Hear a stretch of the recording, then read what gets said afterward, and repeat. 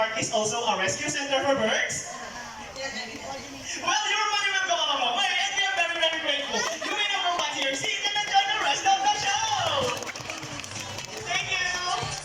Anyone else? How about 1,000 pesos this time? No more. Hey, excuse me. Emily, are you okay? Are you sure? Why do you look so sad? No, Mama. She's a bird here in Manila Ocean Park.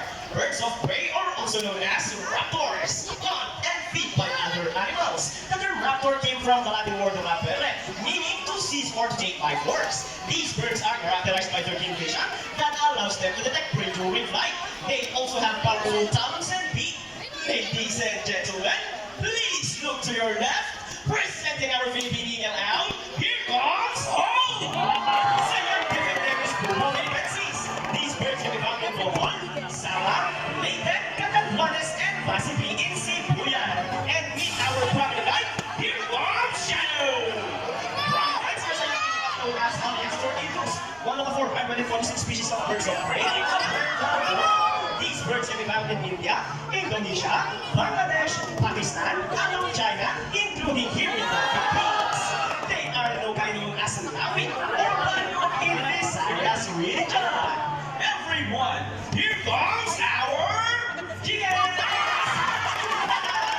Thank you! And as you can see, meeting our homemade pigeons! Homemade pigeons has an innate homing ability, meaning they will generally return to its nest and mate. A round of applause for our raptors, our chickens, and our homing pigeons. It's reuse, and recycle. Very good. So here comes our other birds once again, and they will show us the proper ways this goes on. Let's go, buddies.